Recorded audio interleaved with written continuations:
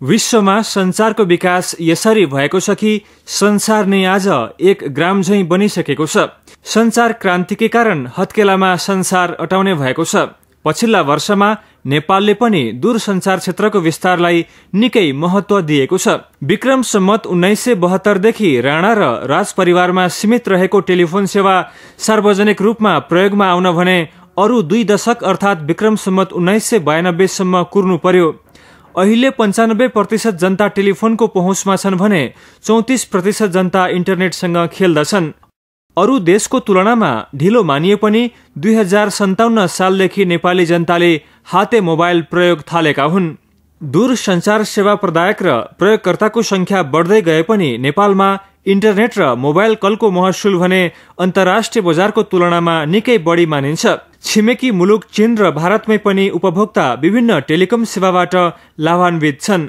निशुल्क सिम वितरण, एउटै सेवा प्रदायकका प्रयोगकर्ता बीच निशुल्क कल, सेकेन्डका आधारमा शुल्क, प्रयोगकर्ताले मोबाइल नम्बर परिवर्तन नगरी सेवा सुविधा अनुसार कम्पनी परिवर्तन गर्न पाउने, सस्तो र स्तरीय इन्टरनेट जस्ता दर्जनौं सेवा प्रयोगकर्ताले पाइरहेका छन्। नेपालमा भने फोन गर्दा सम्पर्कै नहुने, आवाज नसुनिने, इन्टरनेट नचल्ने, महँगोमा सेवा किन्नुपर्ने जस्ता समस्या प्रयोगकर्ताले क्षण क्षणमा झेलिरहेका छन्। फोन गर्दाखेरि कलहरू जुत्ने हैन, कहिलेकाहीँ एउटालाई गर्दाखेरि अर्कोलाई जाने, नेट डिस्कनेक्ट भइराख्ने, सानो सानो भिडियोहरू हेर्दा पनि प्रब्लम आइराख्ने, अनि कहिलेकाहीँ टेलिफोन पनि बन्द हुने, वाइफाई पनि बन्द हुने। भनेपछि त्यो इन्टरनेटले त इफेक्टिभ काम गरेन। त्यसले गर्दा त एकदम इमर्जेन्सी बिजनेस जुन इन्टरनेसनल करेस्पोन्डेन्स भएको बिजनेसहरू त धेरै दराबमा पर्छ नि त।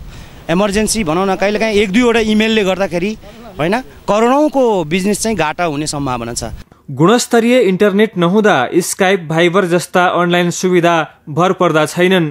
सरकारी स्वामित्वको नेपाल टेलिकममा गुणस्तर अभाव हुँदा निजी सेवा प्रदायकले त्यसको लाभ उठाएको छ। नेपाल टेलिकमले 1 रुपियाँमा 1 MBPS इन्टरनेट शुल्क लिइरहेको छ, तर गुणस्तरीय नभएको भन्दै सेवाग्राही निजी प्रदायकबाट 6 रुपियाँ तिरेर महँगोमा सेवा किन्न बाध्य छन्।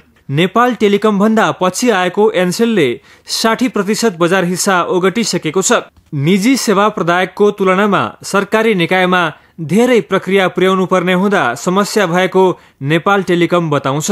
हामी चाहिँ यो सार्वजनिक खरिद ऐन अन्तर्गत हामी हरेक प्रक्रियामा जानुपर्ने भएकोले चाहिँ मेन कारण नै त्यो हिसाबले हामी चाहिँ प्लानिङ गर्दाखेरि कार्यान्वयन गर्दाखेरि चाहिँ ढिलो भएको कारण चाहिँ त्यो चाहिँ मुख्यमा नै गर्न सकिन्छ, किनभने हरेक टाइममा त्यो चाहिँ प्रोसेसमै जानुपर्छ। हामी चाहिँ नेपालमा रहेका 45 वटा इन्टरनेट सेवा प्रदायक र आधा दर्जन भन्दा बढी टेलिकम कम्पनीहरूको नियमन र प्रवर्धन गर्ने संस्था नेपाल दूरसञ्चार प्राधिकरण स्वयं सेवा प्रदायक बीच प्रतिस्पर्धा हुन नसकेको स्वीकार्छ।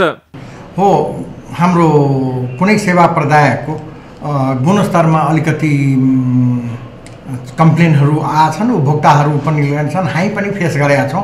तर हामी के चाहन्छौँ भने सरकारी र निजीको प्रतिस्पर्धा भन्दा पनि निजीसँग निजी नै आयो भने अलिक बढी प्रतिस्पर्धा हुने।